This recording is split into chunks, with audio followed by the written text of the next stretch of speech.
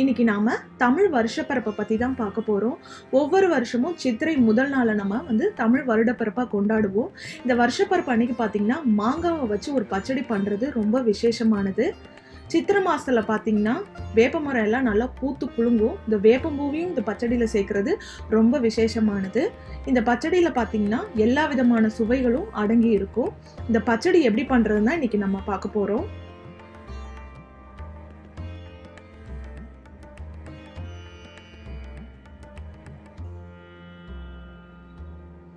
முதல்ல இந்த பச்சடி பண்றதுக்கு என்னெல்லாம் பொருட்கள் தேவைன்னு பார்த்துடலாம். ஒரு மாங்காய், இந்த ஒரு மாங்காவுக்கு பார்த்தீங்கன்னா ஒரு கைப்பிடி அளவுக்கு வேப்பம்பூ எடுத்துக்கோங்க. ஒரு 3 டேபிள் ஸ்பூன் அளவுக்கு வெல்லம், காரத்துக்கு பார்த்தீங்கன்னா ஒரு 4லேருந்து 5 பச்சை மிளகாய், தாளிக்கிறதுக்கு எண்ணெய், கடுகு, உளுத்தம்பருப்பு, கருவேப்பிலை. இதோடவே பார்த்தீங்கன்னா தேவையான அளவு உப்பு, ஒரு 1/2 ஸ்பூன் அளவுக்கு மஞ்சத்தூள். முதல்ல மாங்காவை தோல் சீவி இந்த மாதிரி கட் பண்ணி வச்சுக்கோங்க. பச்சை மிளகாயை கீறி வச்சுக்கோங்க. வேப்பம்பூவையும் நம்ம ஆஞ்சி வச்சுக்கலாம். முதல்ல நம்ம மாங்காவை வேக வைக்க போறோம். ஒரு பாத்திரத்துல மாங்காவை சேர்த்துக்கோங்க.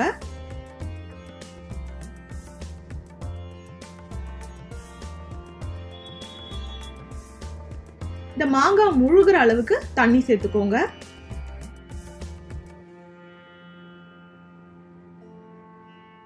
அரை ஸ்பூன் மஞ்சத்தூள் சேர்த்துக்கலாம்.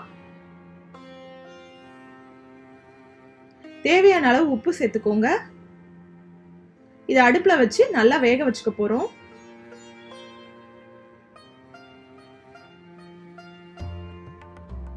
இப்ப இதை மூடி வச்சு வேக வச்சுக்கலாம். ஒரு 7லேருந்து 10 நிமிஷம் நல்லா வேக விட்டுருங்க.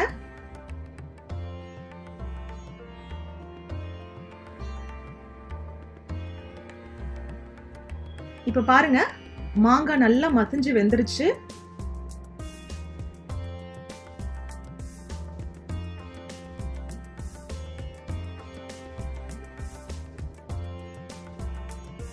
இப்போ இதோட நம்ம வெல்லம் ஒரு 2லேருந்து 3 டேபிள் ஸ்பூன் அளவுக்கு சேர்த்துக்கலாம்.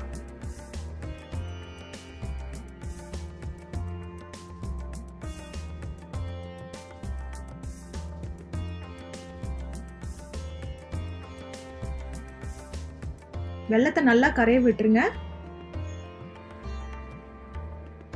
இப்போ இதை ஒரு கொதி விட்டுருங்க. இப்போ நல்லா கொதிச்சு வருது.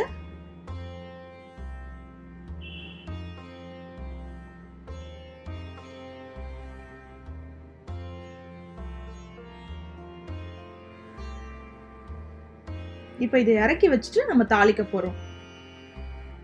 தாளிக்கிறதுக்கு ஒரு வாணலியில ஒரு 2 ஸ்பூன் அளவுக்கு எண்ணெய் சேர்த்துக்கோங்க.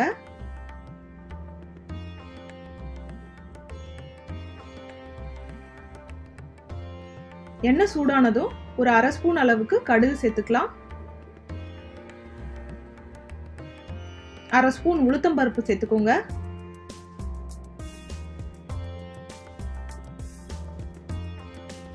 ஒரு கொத்து கருவேப்பிலை சேர்த்துக்கலாம். கீறி வச்ச பச்சை மிளகாயும் சேர்த்துக்கோங்க.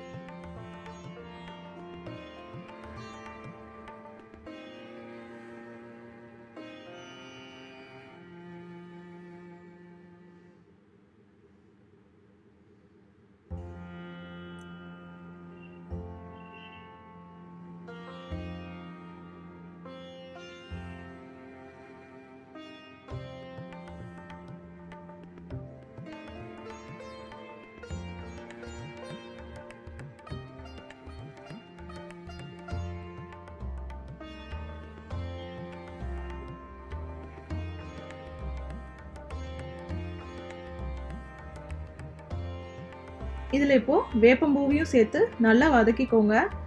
அப்பதான் கசப்பு தன்மை கொஞ்சம் குறைஞ்சு வரும்.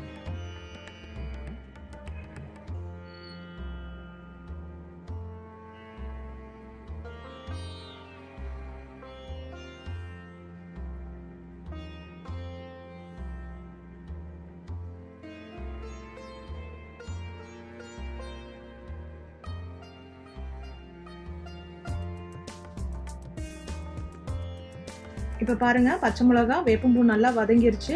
இப்போ இந்த தாளிப்பை நம்ம பச்சடியில சேர்த்துடலாம். இந்த பச்சடியில பார்த்தீங்கன்னா இனிப்புக்கு வெல்லம், காரத்துக்கு பச்சை மிளகா, கசப்புக்கு வந்து வேப்பம்பூ, புளிப்புக்கு பார்த்தீங்கன்னா மாங்காய் எல்லாம் சேர்த்துருக்கோம்.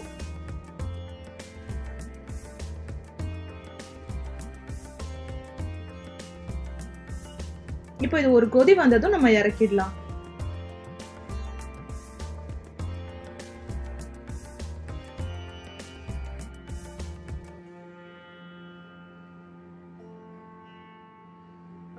அவ்வளவுதான், மாங்காய் பச்சடி ரெடி ஆயிடுச்சு.